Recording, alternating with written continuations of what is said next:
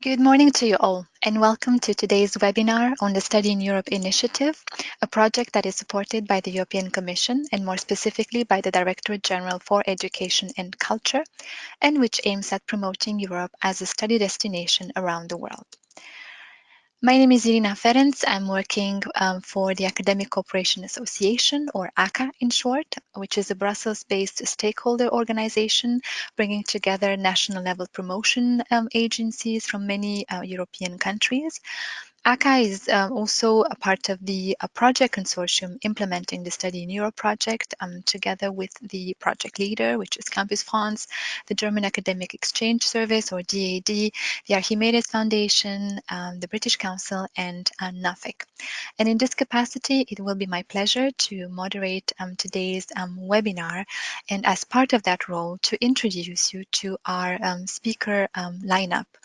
That includes two colleagues from the European Commission, namely Adrian Veale and Deirdre Lennan.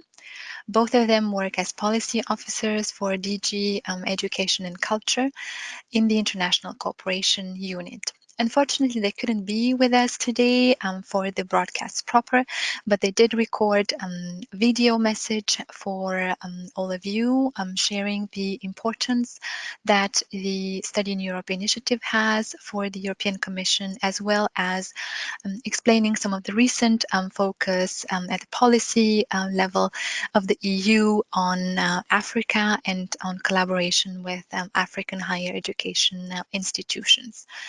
Next, we will have three colleagues coming from the project consortium for Study in Europe, two of them working for Campus France as policy managers, namely Johanna Hellwig and Carole Ramsay.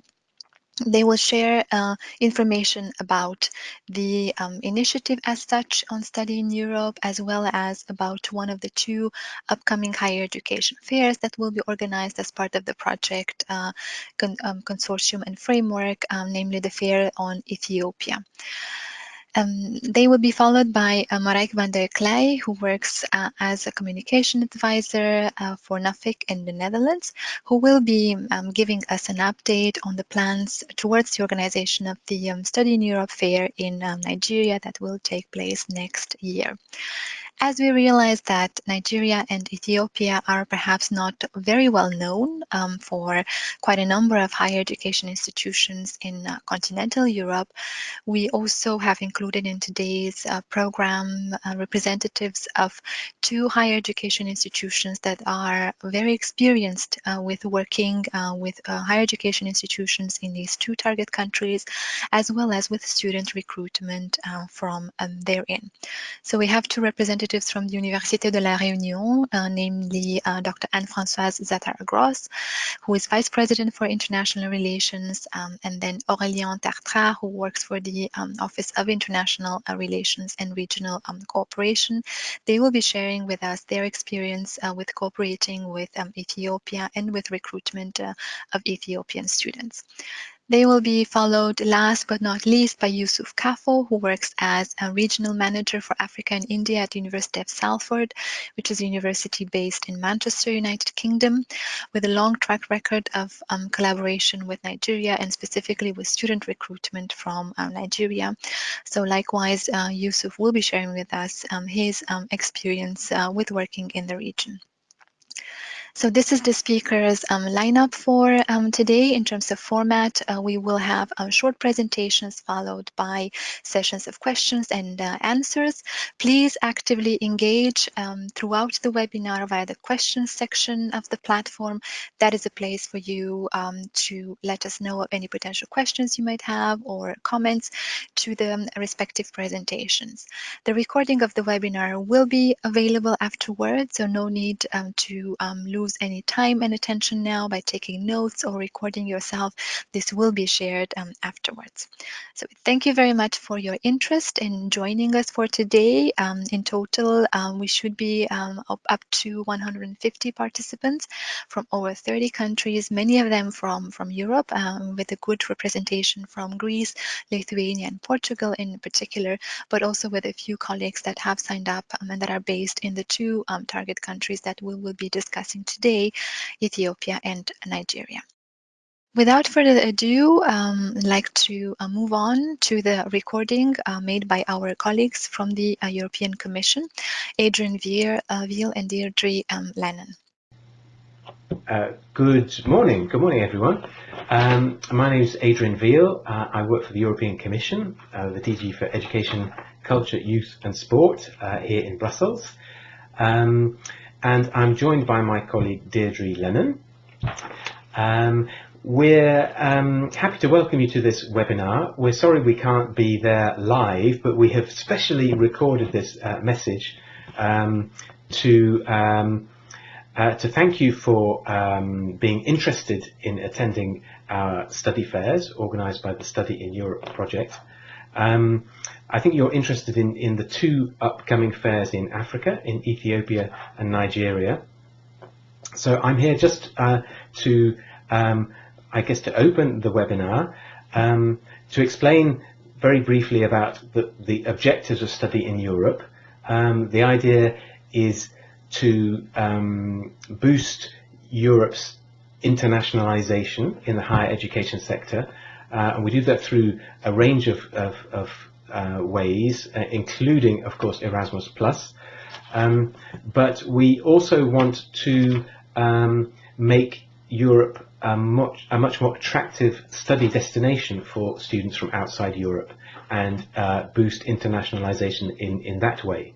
So through our web portal, through social media, and through the events that you're going to hear about today, we want to give a platform to universities and promotion agencies from all across Europe, the chance to show what their higher education offer is, and to encourage students to consider Europe as a study destination, perhaps over and above the US or Asia or Australia.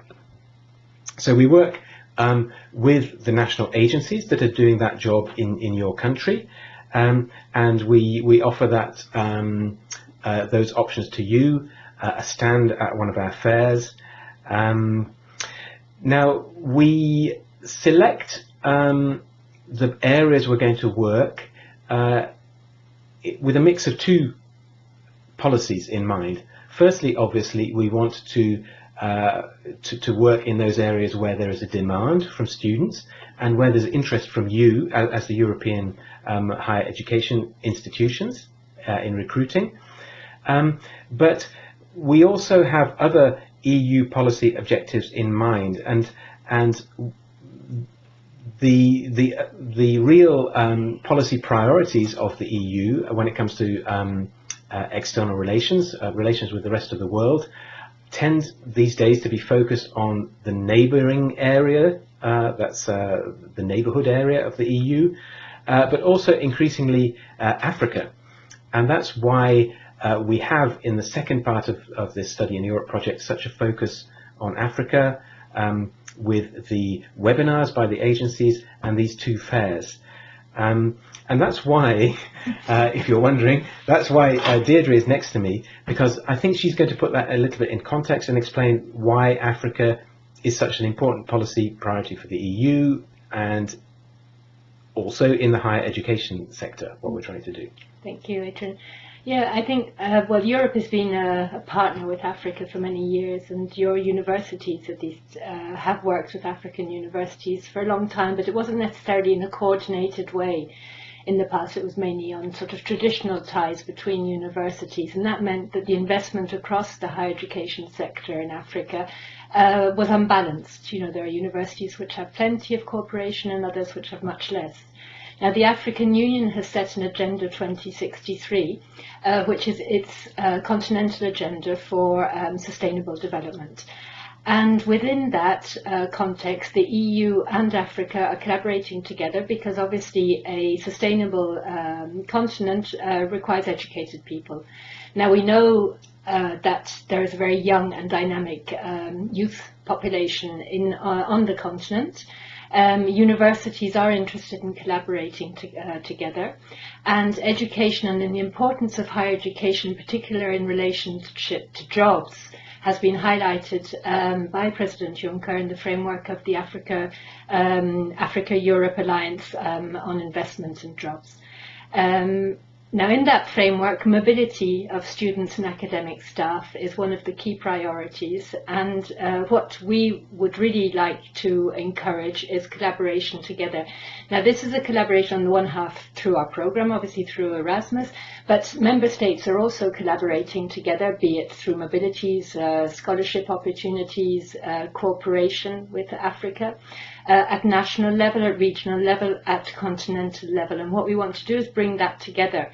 So where we want to show, at the moment in Africa, there are quite a lot of new partners, collaboration partners. We are seeing much more collaboration. China, for instance, is investing heavily on the continent. India, the Gulf countries, etc. And we think that the EU has an added value to collaborate together and to offer these opportunities for exchange between universities. And that's why we would like to encourage universities to boost and enhance mobility and cooperation together. Now, we have targets, we've set targets for the programme, 35,000 incoming African students and scholars by 2020 and 105,000 by 2027. So that's quite ambitious, and this is why we need you to respond to that. Thank you. Okay, thanks, Deirdre. So that's it really. I'm conscious that perhaps some of you might be a little apprehensive or maybe reluctant even to consider African countries as marketing strategy, but we'd like you to consider them as markets and also to be perhaps confident with that knowledge that there are an increasing range of opportunities under Erasmus Plus which are pushing those institutional relations between European and African universities. So we hope that will make you feel more confident and assured about trying Africa as a recruitment market in these fairs as well. So you're going to hear a lot more about how that's going to work in practice during the rest of the webinar. So I leave you in the capable hands of Study in Europe project to take that further. So have a very good webinar. Bye. Bye. Now move forward to learn more about the Study in Europe initiative proper, and we will do that with the help of our colleague Johanna Hellwig from Campus France.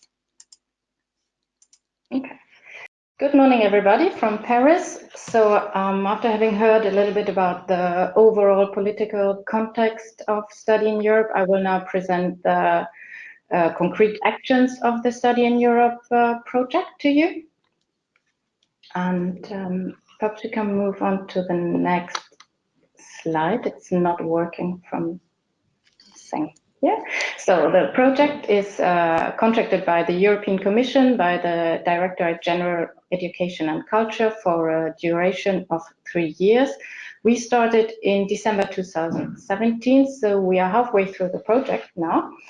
And so there were still a lot of things to do. The project is implemented by a consortium of Campus France, the German Academic Exchange Service, the AD, Nuffic from the Netherlands, British Council from UK, ACA, the Academic Cooperation Association based in Brussels, and the Archimedes Foundation from Estonia. As we heard already by Adrian, Veale, the project is part of a wider strategy of the European Commission to strengthen the internationalization of European higher education and raise its visibility worldwide. And the consortium is supported by an advisory board during the 3 years, and the advisory board is composed of other national agencies. We have the Swedish Institute from Sweden, we have CEPIE from Spain, SAIA from Slovakia, and the Erasmus Plus Student and Alumni Association. On the next slide, you can see the objectives and the aims of the project. So in general, the objective is to promote European higher education worldwide and to show students and researchers worldwide what studying in Europe offers. We help with the project international students to find out more about study, research and scholarship opportunities in Europe and direct them to the European national education portals to plan their studies in details. With the project, we offer additional promotion activities and opportunities for all European study destinations, and we connect European higher education institutions with international students and partner institutions. Which is very important to say that the Study in Europe project promotes higher education in the 34 Erasmus Plus countries. So we have the 28 member states of the European Union, and Iceland, Norway, Liechtenstein, North Macedonia, Serbia, and Turkey. And to give you an overview of the project, so our activities are regrouped in like 4 bigger result areas. So we organize Study in Europe fairs, we manage the Study in Europe portal, we provide promotional tools on studying in Europe, and of course we are also on social media. I will skip actually the first part, the Study in Europe fairs, because my colleagues Carole and Marijke will tell you more about the Study in Europe fairs, and I will go directly to the Study in Europe portal on the next slide, please. Which is the Study in Europe portal, is actually hosted on the Europa website of the European Commission. You see the URL on the slide there, and so it is the official information portal about studying in Europe by the European Commission. And the aims of the portal is to inform prospective students about study opportunities in Europe and direct them to the relevant country pages or the national portals for more information. We help students to plan their studies and prepare for student life. And one of the most important part of the portal are the so-called country profiles.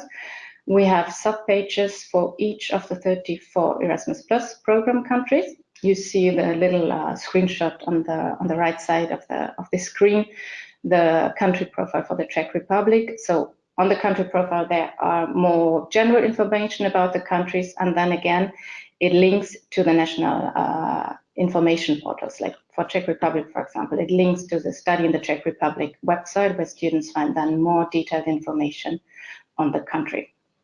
So the portal is seen as some kind of point of entry or starting point for international students, where they find general information about all European countries, an overview about Europe, and then there are links to the national websites for more specific information. We publish regularly new content on the Study in Europe portal, articles about student life, about academic topics, about admission, visa, and also like practical issues. The next activity of the project is very classical promotion material. We produce like flyers, brochures, posters, goodies that we distribute during our events, but all these materials also available for the delegations of the European Commission, so that they on their side can also promote study in Europe. We also have videos that you find on the Study in Europe portal and of course on social media. And we will shortly have testimonials of international students that are currently studying in Europe and that they will share their experience, their own experience of studying in Europe. If you are interested in some of the material like flyer or brochure, please contact us at info@studyineuropefairs.eu. You see the info address on the slide. And of course, the fourth activity of Study in Europe is social media. So we have two own social media accounts. It's the Study in Europe Facebook account and the Study in Europe Instagram account. The address is always the same. It's studyineurope.welcome. But we also provide content to the Erasmus Plus Facebook and Twitter account. You see the addresses also on the slide, which is very important for us. So we have where we have a large audience also on Erasmus Plus. On all the four social media accounts, we have information of the European countries, of course, of our Study in Europe events, about interesting facts about Europe. We promote the videos, practical information, but we also share information about other EU initiatives, or also very important, we share posts from all the 34 national promotion agencies in Europe. So if we see that they have interesting facts about their countries, we share these also on the Study in Europe portal, which is an additional opportunity for the European countries and an additional channel to enlarge their audiences. We also do from time to time Facebook live sessions that we organize on Facebook with the national agencies on the different higher education systems, admission questions, and so on. And so you're now perhaps asking what is in there for you as European higher education institutions. All the activities, and in any case the fairs and the training webinars, are open to the national agencies from Europe and for the European higher education institutions. So you are warmly invited to participate in the fairs, or as you do today already in the webinars. You can, of course, follow us on social media and share the information from social media and the portal with students.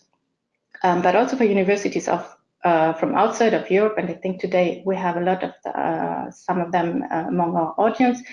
You can use the Study in Europe portal as kind of information source for your students who might be interested in studying Europe, and of course also the social media channels to find more about the different European countries. So this is from my side a very short overview about the Study in Europe project, and feel free to contact us and to ask any questions. And now we will move on with the two colleagues, so Carole Ramsay from Campus France and Marijke from Nuffic, to hear further details about the two upcoming higher education fairs organized through the project, the first in Ethiopia and the next one in Nigeria. Yeah. Thank you. Thank you, Irina. Good morning, everyone. I will briefly talk to you about the upcoming fair in Ethiopia. So just to let you know very quickly about us, so about Campus France. We are the French national agency for the promotion of higher education, international student services, and international mobility. We operate under the supervision of the French Ministries of Europe and Foreign Affairs and of Higher Education, Research and Innovation.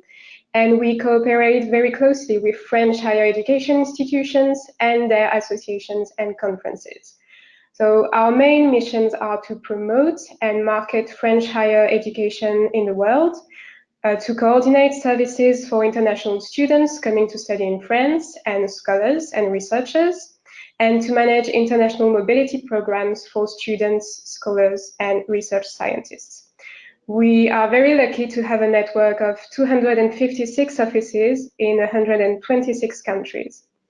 So Campus France is going to organize the next fair in Ethiopia in November.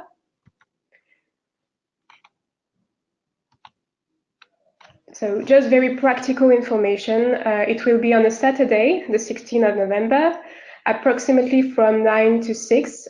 We will, of course, confirm the precise date and place in the upcoming weeks. There will be, as usual with the fairs, there is always a networking event before.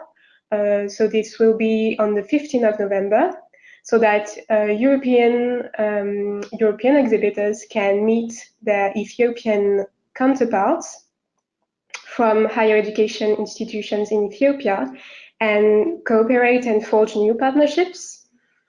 The fair will take place in the Skylight Hotel in Addis Ababa, so the capital of Ethiopia.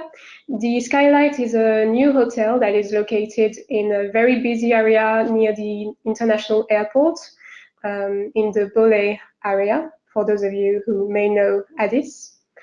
The audience for the fair, of course, in university students, Ethiopian students, but also we want to attract international high school students, because in Addis there are quite a lot of international high schools. So that is briefly on practical information, but of course we will share more details later on. To participate, you can register on the website studyineuropefairs.eu. This is the main website where we have the list of all the upcoming fairs and also the fairs that already took place before. And you can register until July 6th. The participation fee is 750 euros for higher education institutions. For national agencies and embassy, it's free participation. With this participation, you get several things. So an equipped booth for one day, basic furniture and facilities, an entry in the fair catalog with your details so that students coming to visit the fair have your contact details and your study program list and all the relevant information. And you also get, of course, free participation in the institutional networking reception. So as I said before, the day before the fair to meet with Ethiopian higher education representatives.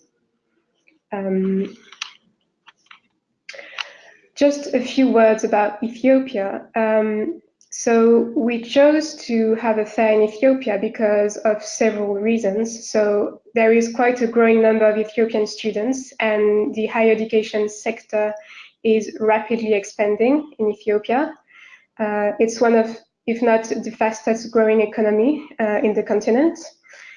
Of course, because of language, so they speak English. It's the medium for secondary and higher education.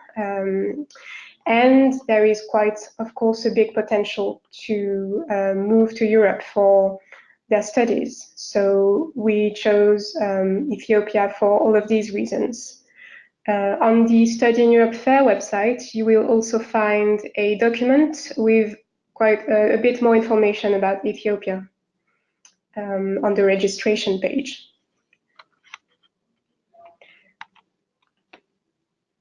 So that was all on my side, very quickly. I'm going to let Marijke speak about Nigeria. Thank you, Carole. Good morning, all. Yeah, my name is Marijke. I work for Nuffic as communications advisor in the student mobility team. Nuffic is the Dutch organization for internationalization in education, so from primary education to higher education. And our ambition is that every pupil and student can gain international experience. We work according to 7 different key assignments, and one of them is focusing on the mobility of higher education and retaining talent. And for that section, we do promotion of Dutch higher education, so the Study in Holland promotion. We do promoting study abroad opportunities for Dutch students. We call it Weelweg. We encourage international student and staff mobility. We have alumni activities, tailor-made services, diploma evaluation, and scholarship programs. And then for the other key assignments of Nuffic, we do different activities, but these are focusing on higher education, the scene that we're in now. With regards to the Study in Europe Fair in Nigeria, it's on, yeah, thank you. We will be organizing the fair and planning it in March 2020. We're looking at Lagos as the event city. And the event will follow the setup of the Study in Europe Fair in Ethiopia. So there will be a briefing for exhibitors. There will be a networking event for connecting with the local counterparts, and there will be a one-day fair that you can sign up for. There will be more information available on the website that was already mentioned by Carole and Johanna. A little bit later on this year, so that you can apply and get full information also about the details of the Nigerian students and the potential that is there. So I propose we now pass the floor for the next presentation to the colleagues in the Université de la Réunion. I think luckily they have managed to connect to the platform. So Yes, and we also are able to see them now on the screen, luckily. So there is Dr. Anne-Françoise Zatara-Gross, who is Vice President International Relations, and Aurélien Tartra, who works for the Department of International Relations and Regional Cooperation. So they will be speaking to us today about the experience of the Université of La Réunion incorporating with Ethiopia and with student recruitment from this country in particular.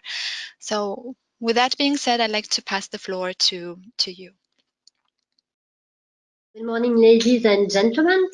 So we have to speak about good practice example on working in and with Ethiopia. We are with Aurélien Tartra.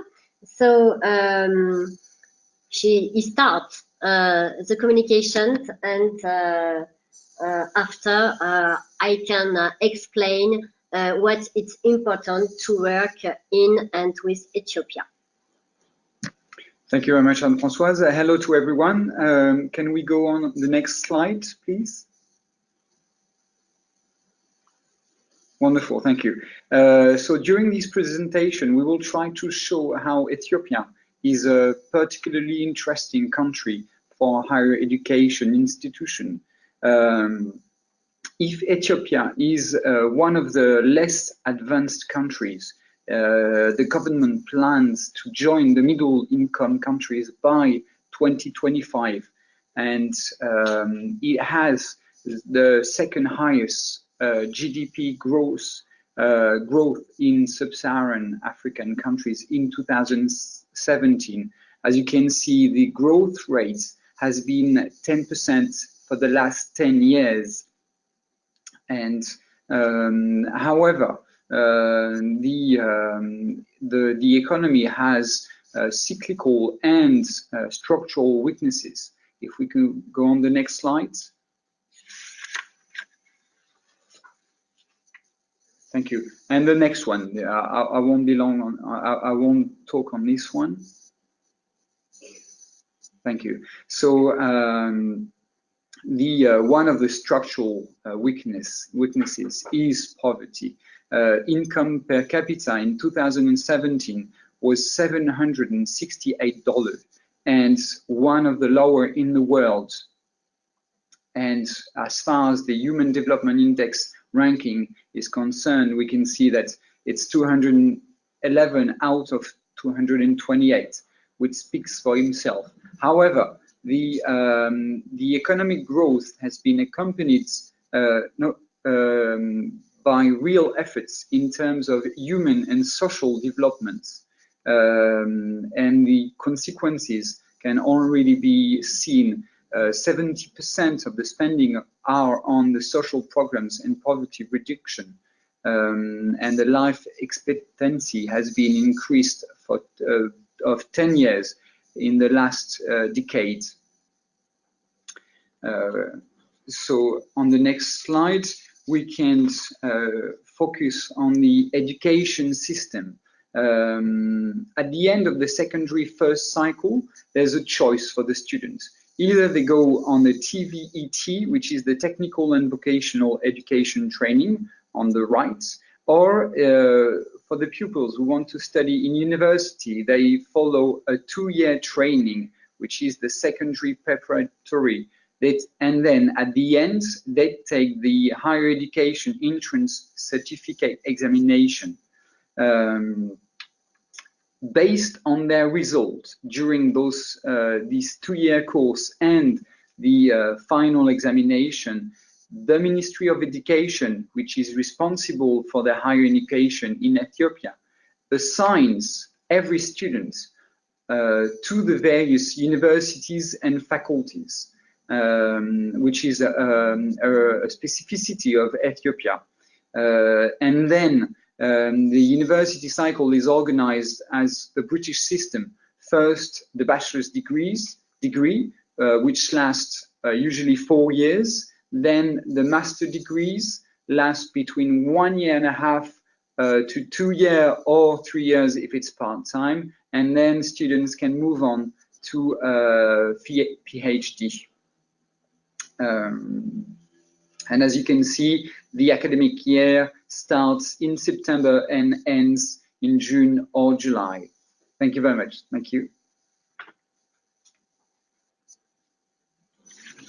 As far as the languages are concerned, it has already been said that the main language in higher education is English, because Ethiopia is a multilingual and multi-ethnic country. It is home to a complex variety of nationalities and peoples, and with a huge diversity of linguistic groups. As you can see, there's one official language, but many regional languages. And as for the foreign languages, the most spoken ones are English, Italian, and Arabic. Now, we want to emphasize on the fact that education is and will remain a priority for the government for several reasons. One of them is demographic growth. In 2017, it's been 2.5%.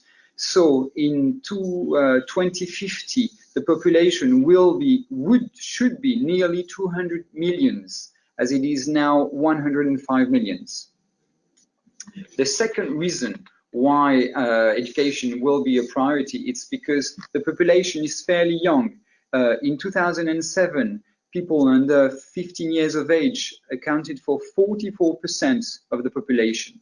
Third reason, the literacy rate is quite low, 54%.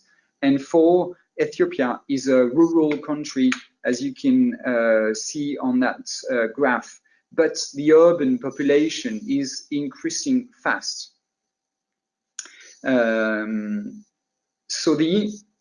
Now I'm going to focus quickly on higher education policy. This policy, the government's policy, opens up very diverse perspectives for international cooperation. You can see the different strategic plans. First, the growth and transformation plan that is developed in a sectoral plan. So they are the main papers for the government policies. And this policy has 5 priorities.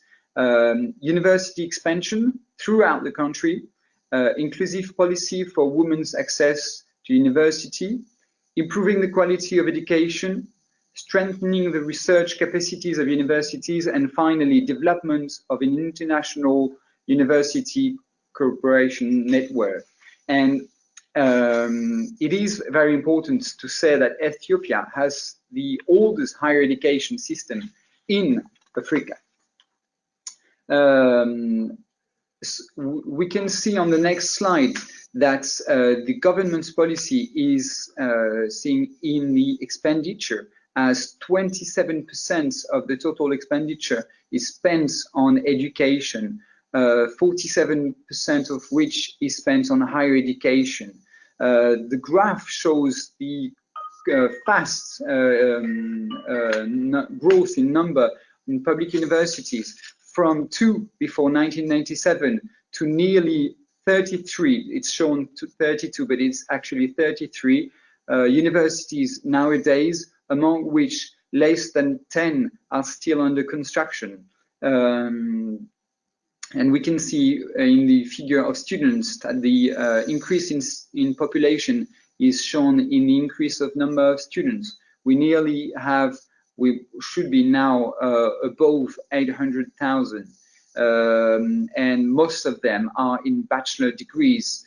But the government's priority is now the development of master's and doctoral courses to constitute a qualified teaching staff for all those universities. So that actually there's a lack of these qualified teaching staff nowadays. Now I'd just like to focus very rapidly on the first oldest university in Ethiopia, which is Addis Ababa University, founded in 1950, and it still has a strong academic tradition and a long experience in international partnerships. The government now is really, as it is assigning the students, it's assigning 70% of the first-year students towards science and technology programs, and 40% of those 70% are conducted towards applied and engineering sciences. The next slide show just how the policy is already showing in the fact that the employment distribution and the sector contribution to GDP is increasing for the industry. As for the international mobility, in the next slide, it shows you that there's a huge part of Ethiopian students that go to the United States. Most of them go there. There's a huge diaspora in the United States, but you can see as well that there's a very low rates of Ethiopian students, 0.8% that go in international mobility. Most of them prefer universities and fewer prefer schools. The next slide will show you a map and the same, it is the same trends as you can see.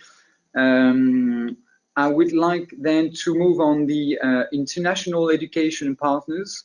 The strongest ones are China and Germany. China works strictly in a bilateral framework, and if its cooperation is dedicated mainly to infrastructure, but as well through an influence mechanism by the establishment of Confucius Institutes and an important scholarship programs. As far as Germany is concerned, they distribute 500 scholarships each year, and you have several other countries that are involved in Ethiopia. Finally, I would like to talk rapidly about research. You have the Federal Science and Technology Agency responsible for guiding research and supporting research. However, there is no institution exclusively dedicated to research in Ethiopia. What is very interesting to see is universities should identify, that's a government policy, they should identify a specific research area according to their specialty, with a view to creating specialized research centers of excellence. And the government has created a national forum enabling those universities to develop partnerships with industrial centers according to their specialty. Thank you very much, and now I pass the floor to Anne-Françoise for our partnership with Ethiopia. Thank you. Can I have the next slide, please? First, I will present you our university quickly, and after we talk to you about our experience in Ethiopia and with Ethiopia, and finally I'll talk about the principal question of Ethiopian students. So our university is the only French and European university in the Indian Ocean at 3,700 kilometers to Ethiopia, and we have an ambition to become the leading French and European university on the Africa-Asia axis. For that, we have international strategy, and quickly I give you some key figures. Yes, thank you. It's a small university. We have 14,000 students and 1,200 staff members. We have in research 21. Yes, thank you. We have 21 unit research regrouped in 3rd research federation, one in social and human sciences, one of hard sciences, and one is mixed. And we have some technological platform like teledetection station. Yes, very famous in international. For the bachelor's and degrees, we propose 84 bachelor's and master degrees in all areas of university education. And we have an international strategy. The international strategy is based on 3 strategic objectives. And the first is building an Indian Ocean space in higher education through the construction of a scientific diplomacy. And for that, we have over 180 international and European agreements you can see in this card and this next card, because the next card is the European card with our European agreements. In our international strategy, we have targeted different countries for partnership in East Africa, and Ethiopia is one of them. We have targeted some institutions in Ethiopia, particularly. We have another strategic objective, the promotion of an international relation culture within our institution, and for that we have 2 levels. The first level is mobility policy, and we have built a regional mobility program. It calls Reunion. It's not, I don't know. Another? Yes. It's called Reunion, and we have some different mobility, studies mobility, internship mobility, and mobility for staff with different countries, and especially with Ethiopia. The first level is linguistic politics. We have a language center, so we propose English and French courses on the campus, and we have different diploma like English, Chinese, or Arabic. It's very interesting for Ethiopian students because we have talked about the language at the beginning of the presentation. And the first level, we have finalized our new training offer with especially English courses, because it's important to have an English offer if we want to welcome Ethiopian students. So we have a different program with Ethiopia. We have submit a MIC project. MIC, it's it's a European program, International Credit Mobility with Ethiopia, and we have some national programs because the foreign minister in France has a program with Africa. It's called Addis. It's a program to develop cooperation in Africa in higher education, and we have won the core project with Ethiopia and Kenya to make teaching staff, and to develop double diploma in Ethiopia in different areas, because in Ethiopia we want to develop 5 areas of studies. Health, it's the first, law, economics, geographics, and French foreign language. So we have create a consortium a consortium between 3 French universities and 3 Ethiopian universities. The first is Addis Ababa University, the first public university of Ethiopia. JIMA, it's a very famous university in the country, especially in research, and a young university with powerful development is Bahir Dar. Bahir Dar is very similar as our university, and it's located in the second town of Ethiopia. So we are present in the few years, and we have made some forums like the African Commission, like the African Tour. It's a forum created by Campus France.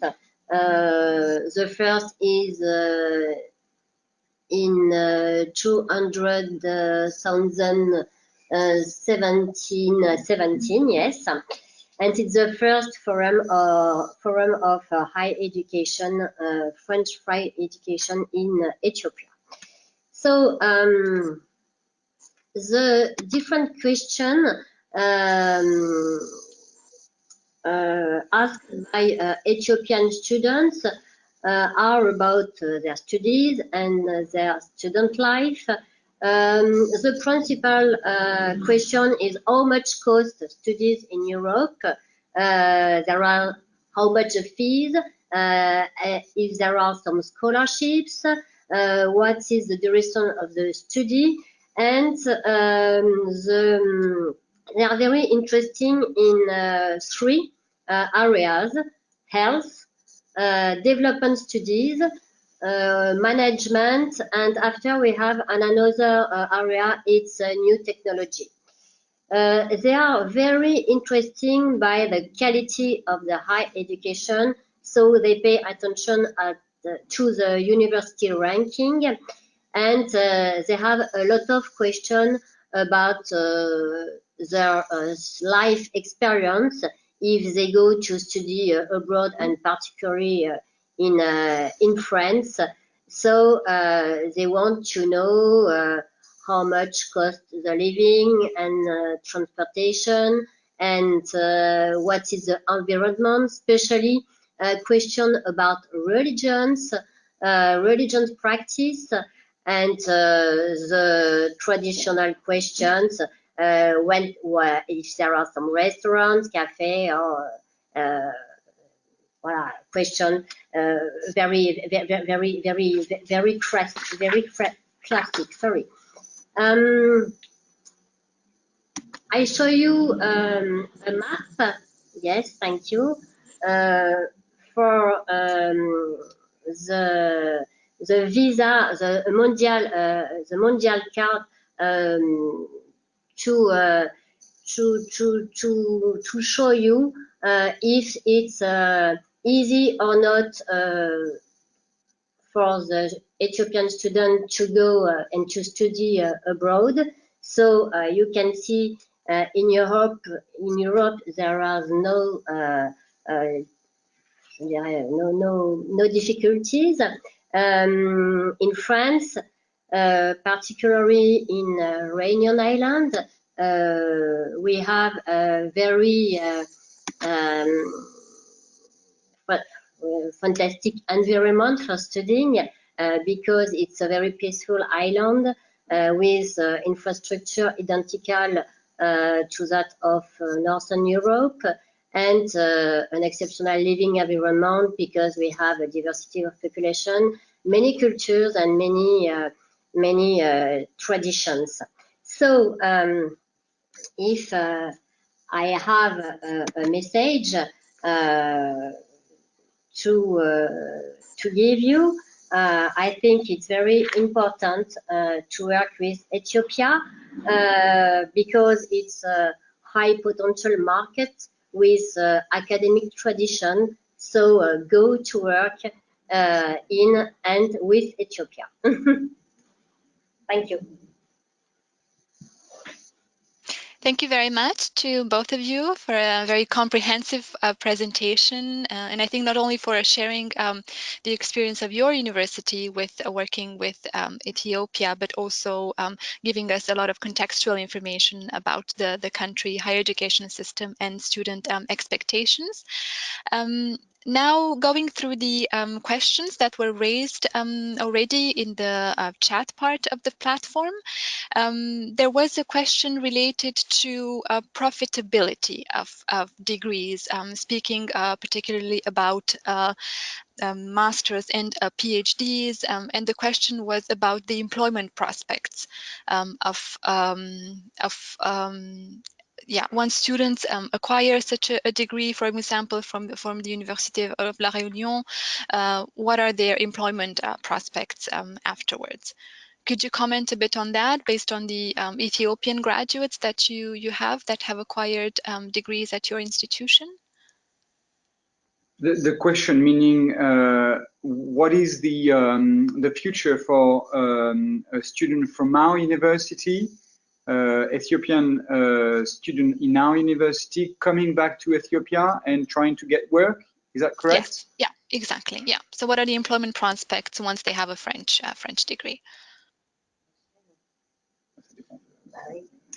It depends the area, but Ethiopia is a country with a very high presence. So I think the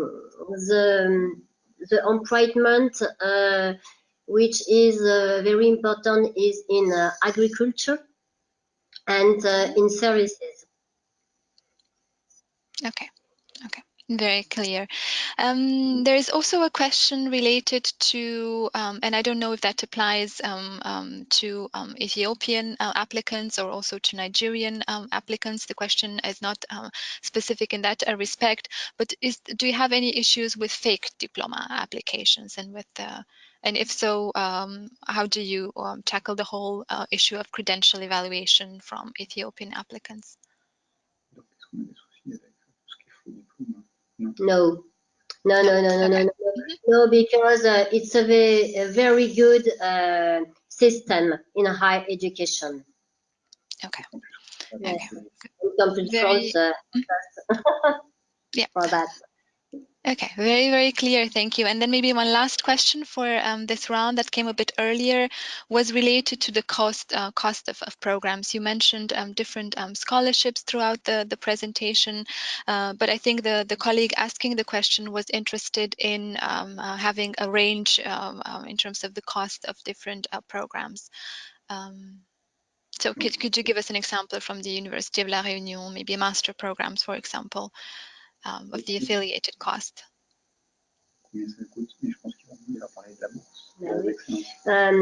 We have some scholarships, and we have a program of scholarships in master, especially in the second year of master. So the Ethiopian student can apply for this program, and it's a program for Ethiopian students who come in the University of La Réunion to study in master in our different master. Okay. So it's about the scholarship is around 700 by month. Okay, very clear. Thank you. And I do see another question that came in, and I think it would be interesting to tackle it now, nevertheless. Any advice you would have on universities starting collaboration with Ethiopian universities for the first time? The question is formulated as the following: what is the best practice to prospect new universities in Ethiopia? Is it relatively easy to start a partnership with Ethiopian universities? Yes, it's yes or not? Yes, because there are a lot of universities and they want to collaborate with European universities. So after they are very exigent. So it's a difficulty, and it's an affective country. So it's very important to have their confiance, trust. Trust. So trust building, investing in trust building is important. Then the last question really for this round, it's a follow-up question related to research collaboration. And the colleague here raising the question is wondering whether you have any feedback or experience with your own academics going to do either teaching assignments or research with Ethiopian universities in their own country. Any experiences to share with that?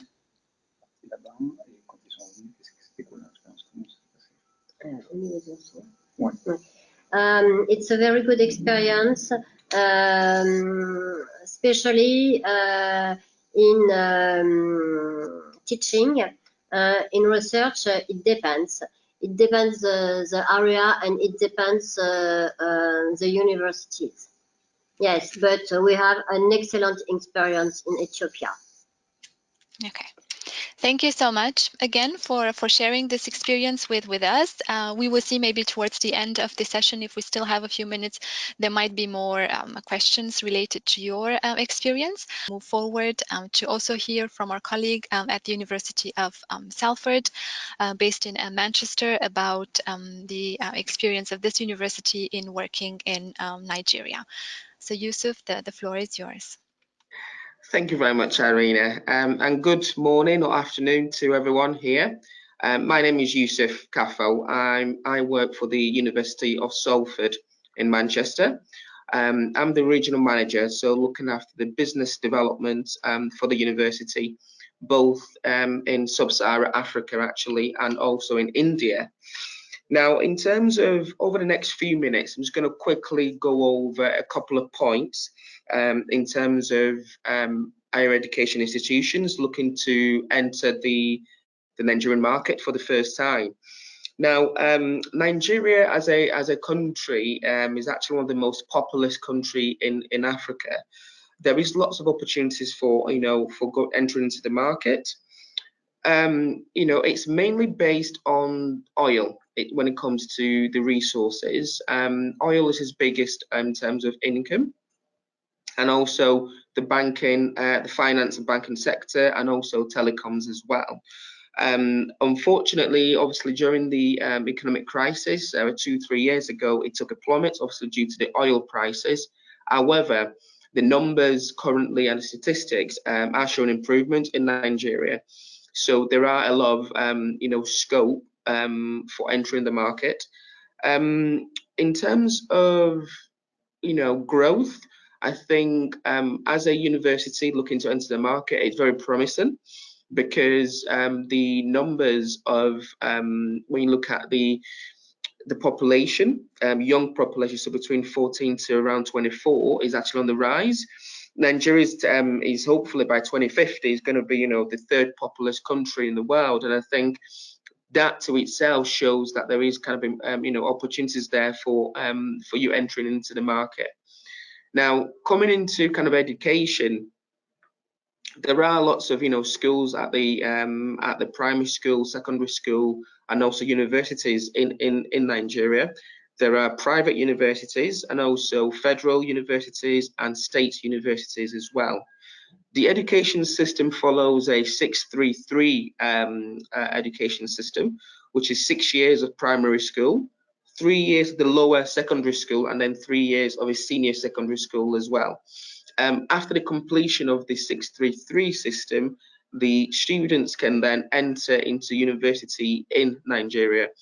Now, based on their grade in the SSC, it's called the senior secondary school, they can enter into any of the universities.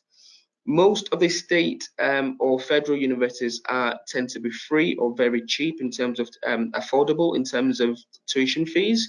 However, increasingly, there are lots of a growing number of private universities as well in Nigeria, which are offering a little bit more to students. As a university, I mean, the University of Salford, I'll probably say over the last 5 to 7 years has been one of the leading recruiter, I would say, in Nigeria. You know, I think our location, our course profile, what we offer to the students and what they want is one of the reasons why we are one of the you know, sought after university. Now, in terms of going back to Nigeria as a provision, so what do the students look for? Majority of the students will be asking to, or looking for programs in engineering, in management, and in public health. Now, there are a range of programs, so from petroleum and mechanical engineering, civil engineering programs, and you've got kind of public health programs, which to do data science. So a range of programs in that the students want to apply for. Majority of the incoming students to the university are at the postgraduate level. So majority of them would have completed a degree in Nigeria, and they're looking to further their studies in a master's program and a PhD program. So that's what majority of students are looking for. In terms of the factors that the students look into, ranking is very important. However, I think what takes priority in some instances with some students is the kind of the return on investment. So they look at the tuition fee, they look at the scholarships available, they look at the opportunities for them after completion of the program. As the question before, which is about kind of job opportunities, these are the things that, you know, the students are looking for once they complete the program. So having a very good link to the industry like we do here at Salford really helps when promoting our program and promoting the university. Having, you know, highly ranked courses and programs helps as well. So for example, at Salford, our civil architectural department is, you know, is still within the top 100 in the world, and in 2017 top 6 in the UK. So that's a really big you know, point for us when we're kind of talking to students and when they're looking, when they're doing their research as well. Our engineering department, top 200 in the world again. So these are the points, these are the things that the students are going to be looking for when they're doing their research. Okay. Other things include kind of placements and internships. Again, linking back to the return on investment for them. So they've come in to study, and what they're looking for is kind of what else can they get as well as their degree in the UK. There are obviously students as well for undergrad programs, mainly kind of in law and business, but also in architecture as well. So, but that is a small percentage, usually around maybe 20–25%, depending on which, you know, what data you're using really when it comes to undergrad students from Nigeria. I think overall, in terms of, you know, how I operate in the market, is very interesting because Nigeria is a very kind of community, family orientated country. So a lot of the students will tend to go via using an education consultant, for example. So I work with a range, a lot of different consultancy within Nigeria, all across the country as well. So really large multinational companies, and also really kind of state-based or city-based education consultants as well. So that's something to look into. In terms of travel in and around Nigeria, you know, we as a university travel to the likes of Abuja, Lagos, and Port Harcourt. Now, apart from those 3 cities, the rest of Nigeria, I think for security concerns, you might be quite difficult to get into, but doesn't mean that you cannot do business within those cities. There are ways around that. But usually most kind of fairs that are organised, most meetings with the government agencies or scholarship bodies are mainly in Abuja, which is the capital, and also in Lagos as well. There are some scholarship bodies as well in Port Harcourt. Again, but I mean, the security concerns in those 3 cities, as long as obviously you're following the procedures and protocol of your security team or detail, then, you know, I would hope that everything should be fine to visit those cities as well. Just looking at my notes here, I think, you know, in terms of I would probably welcome some questions now. because it's a market where it's very prominent, very profitable, but also it's a market that is very exciting and at the same time challenging as well. Thank you, Irina. Thank you very much as well, Yusuf, for the overview so far. And indeed, we do have some questions coming in related specifically to Nigeria. Several of them actually came even before your presentation, so I propose we tackle them now. Yes. One was related to visa challenges, and I think, for issuing visa for Nigerian students. Now, I know the UK has a long-lasting tradition of recruiting students from Nigeria specifically, but any comment from your side on the visa procedure, on how difficult or not it is for Nigerian students to get a UK visa? Yeah, I think in terms of the visa process for Nigerian students coming to the UK, so since 2008-9, when the UK introduced kind of the Tier 4 point-based system, it's not as easy as it used to be. Basically, I think that's the point. So at the moment, there were over 18,000, well, over 12,000 Nigerian students in the UK. All with Tier 4 visas issued. So I don't think there is a challenge as such. I think what I would advise is students to do their research and obviously making sure that they follow all the procedures and the steps given to them by the university that they are going to. From my experience, what I have seen in terms of doing kind of different research is that the visa refusal are mainly students who maybe have ignored an email from the university, not got their details in place, or there are last-minute students who are rushing to get to come and study. Now, the fundamental really of the Tier 4 visa, I'll quickly mention, is that you need to have 40 points. To get a CAS letter, so from the university, it's 30 points, and also for your finances. That's the main thing. So once you get that, you've got your 40 points for visa. The other part is about credibility. So, you attend your interview, this application process, and as part of that, you need to do an interview perhaps. They'll ask you questions about, why do you want to go and study in the UK? Why do you want to study at the University of Salford? Why do you want to study the program? What are your plans after you complete your course? So these are questions that I feel that any student who's looking to invest in their future, spending quite a substantial amount of money, should know the answers to these questions. So for me, I don't think there's much of a challenge. I think it is quite an easy, straightforward process, as opposed to the likes of Canada, for example, New Zealand, where the numbers have actually have dropped or slowing down as well. I hope that answers the question. It's a lot of preparation. Yeah, very clearly so. Another question we got was related specifically to the University of Salford and your own strategy for recruiting fee-paying students vis-a-vis what is very common for other universities in Europe. Students that are supported through scholarships. Can you elaborate a bit more on your recruitment strategy in Nigeria?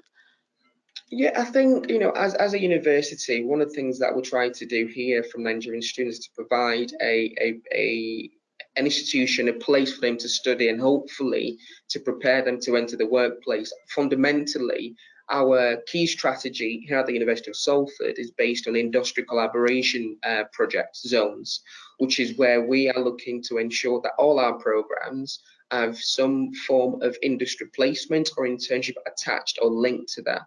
So we pioneer with, companies, organizations within the UK, within Manchester, within, but also internationally as well. And for us, the key thing is to not just give a student a theoretical approach to studying, but also the practicality as well of having that experience whilst they're on the campus. So all, if not 90, over 90% of our undergrad programs have a professional year of experience. Our business school, for example, has kind of internship and placements attached to the program as well. So I think for us, our key, point is to ensure that all our students, regardless of which nationality, are able to, to benefit from our pioneered partnerships. To gain that experience, to gain the kind of internship and placements, to enable them to enter a workplace and prepare them for life. Okay, so it's very much related to the education offer, yeah, as well. Another question was related, I think, to differences we see sometimes in types of degrees in different countries, and I think it applies to the Nigerian case as well. The colleague that raised the question is working at an institution that is focusing on IT and biotechnology and informatics in general, and the comment was that the students coming in with a BAc degree in Nigeria, that is not immediately equivalent to a BAc in their own country. So they have to do some preparatory courses to be able to enter a master's degree in a European university, for example. And that quite often needs to overpass half a year, for example, of preparatory courses.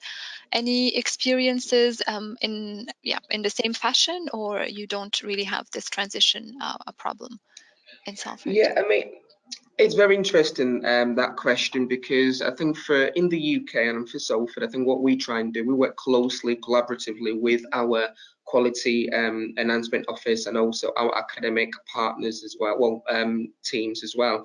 So what we try to do is ensure that, we look at the bachelor degree from Nigeria, and we've mapped it to be equivalent in most cases to a bachelor degree in the UK. Now, I think that will depend on the individual university and how they mapped the bachelor degrees.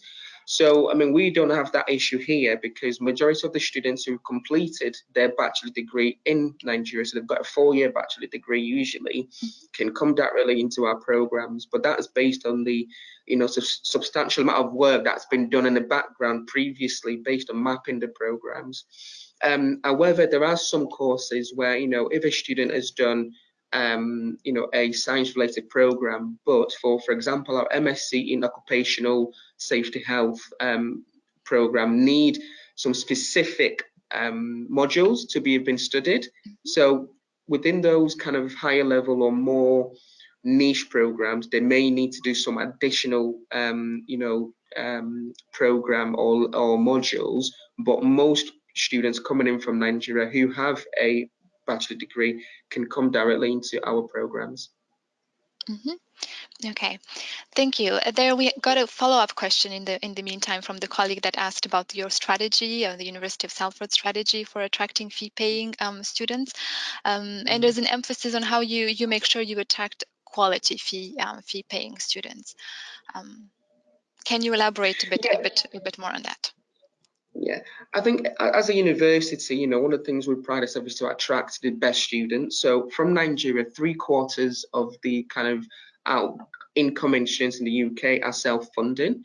A quarter, the rest are kind of maybe scholarship students. Now, to attract the best students, obviously, we have to have the right things in place. So the right programs, the right professors, the right facility, but also what we ask for is kind of when it comes to entry requirements. So they need to have kind of really good English language, which we kind of base in the UK to be the equivalent to what we would ask any UK student. But also, so when it comes to the degrees, it's something that is, again, the work that's been done by the quality team, by the academic department as well, to match and map the programs that they're coming in with. What we look at, obviously, with most students in Nigeria will have a bachelor degree, second class upper or lower. Some have a first class degree as well as a classification in the UK. So majority of our students, that's what we ask for. Where possible, we don't, when it comes to academic grade, we ask for, a second class bachelor degree. Now, not to obviously discriminate against students who have not done so well academically, or maybe they've studied, many years ago, is we can also have alternative routes to entry, but that's on a, case by case basis, looking at their previous maybe work experience or looking at their previous where they're currently working now as well. Okay. Looking at the time as well, and we are very fast approaching the end of our allocated time. So I will raise a last question to you. Okay. A colleague was looking for advice potentially on for European universities willing to enter the Nigerian market for the first time, and also interested in cooperation with Nigerian universities, either for student-related matters, also for research. Any very short advice you could give on this question? Yeah, Collaboration with universities in Nigeria is possible. You know, we have one or two ourselves, and quite a lot of UK universities do have them. What I will say is you need to persevere. Nigeria is very bureaucratic, and as a country, you know, in terms of the way the bureaucracy is set, you might find it very difficult to, you know, to get to your end point sooner than, you know, that you would want. So I think it's to persevere. There are lots of federal universities. There is also private universities as well, you know, that are based in areas where you can travel to.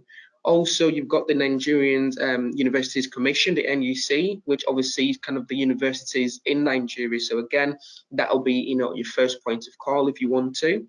A lot of research collaborations are done at institutional level also. So if you were to have the, you know, the link or the collaboration with a particular university, you can also kind of get that, you know, you can also set it up yourself as well. So you don't really need to go at the government level. You can do institutional collaborations, but I would say it's just to persevere. It is possible, but there is very highly bureaucratic. Okay. Thank you very much. I would also like now to invite our other colleagues that have spoken in the session to join us for a last round of questions. So if they could connect their cameras and microphones, that would be wonderful. And I'm looking now particularly at the colleagues from the Study in Europe consortium, because we got a few questions related to the fairs. And I think it was indeed emphasized at the beginning that with the fairs in Ethiopia and Nigeria, you're primarily trying to attract high school level students or students in higher education if a recruitment is at master's level. We got a question and a comment at the same time saying that also the higher education counselors that are working within universities and also the parents should be specifically targeted.